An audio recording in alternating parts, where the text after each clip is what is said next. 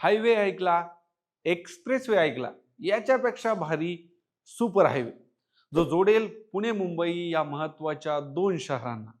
अर्थात तो आधीच जोडला गेलाय, त्याचा विस्तार त्या पद्धतीने होईल. तब्बल 10 लेनचा हा सुपर हायवे असणार आहे.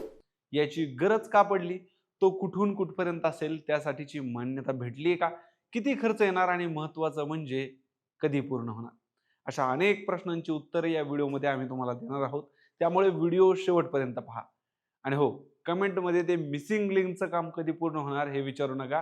त्याचा व्हिडिओ आपल्या चॅनलवर आधीच आहे, तो पहा. चला तर मग पुणे मुंबई दरम्यान होणाऱ्या सुपर हायवेची माहिती आपण या व्हिडिओत घेऊया.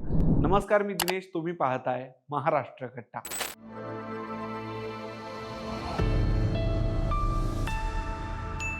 आधी पुण्याहून मुंबईला जायला जो हायवे होता तो जायचा पिंपरी चिंचवड मधून, परत घाटातून मोठा कठीण रस्ता. महाराष्ट्राच्या आणि देशाच्या दृष्टीने हे दोन्ही शहर महत्वाचे.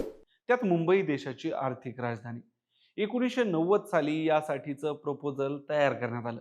प्रत्यक्षात काम सुरू झालं 1997 ला आणि पूर्ण झालं किंवा पूर्णपणे वापरायला सुरुवात झाली एप्रिल 2002 साली.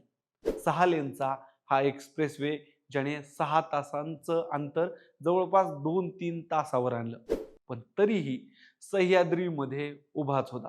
त्यामुळे शनिवारी आणि रविवारी ट्रॅफिक घाटामध्ये जाम व्हायचं, अजूनही होतं. त्यासाठी काम सुरू आहे मिसिंग लिंकचं. पण हे सगळं होत असलं तरीही आता हा 6 लेनचा यशवंतराव चव्हाण एक्सप्रेसवे भविष्याच्या दृष्टीने कमी पडू लागलाय. त्यामुळे त्याचा विस्तार केला जाणार असून त्याला 8 लेनचा बनवण्याचा विचार राज्य सरकारचा होता. पण आता तो थेट 10 लेनचाच सुपर हायवे बनवण्यात येणार आहे. काय आहे हा प्रस्ताव आणि कधी काम सुरू होत आहे पाहूया. मुंबई पुणे महामार्गावरून सध्या दररोज 65,000 वाहने प्रवास करतात. विकेंडला शनिवारी आणि रविवारी हा आकडा 1,00,000च्या वर जातो. वाढती वाहन संख्या, वाहतूक कोंडी आणि भविष्यातील गरज लक्षात घेऊन महाराष्ट्र सरकारने या एक्सप्रेसवेच्या विस्ताराची योजना आखली आहे. या विस्तारित प्रकल्पासाठी एकूण बांधकाम खर्च 8,440 कोटी रुपये असून प्रकल्पाचा अंदाजित खर्च 14,260 कोटी असल्याचं सांगण्यात येत आहे.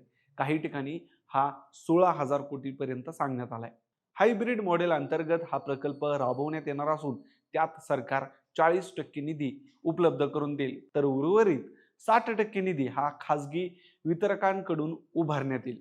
या महामार्गाच्या विस्ताराचे काम 2026 मध्ये सुरू होण्याची शक्यता असून 2029-30 पर्यंत हा सुपर हायवे पूर्ण होईल असा अंदाज आहे. सध्याचा मुंबई पुणे एक्सप्रेसवे हा 94.6 किलोमीटर लांबीचा असून हा महामार्ग नवी मुंबईतल्या कळंबोलीपासून पुण्याजवळच्या किवळेपर्यंत आहे. मंडळी, तुम्हाला काय वाटतं? पुणे मुंबई दरम्यान प्रवासासाठी हा एक्सप्रेसवेचा होणारा विस्तार किती फायद्याचा ठरेल? 2030 पर्यंत हा एक्सप्रेसवे पूर्ण होईल का? याच्यामुळे आता होत असलेल्या आणि भविष्यातीलही वाहतूक कोंडीतून सुटका होईल का? की मग सरकारी काम आणि 10 वर्ष थांब अशी परिस्थिती होईल?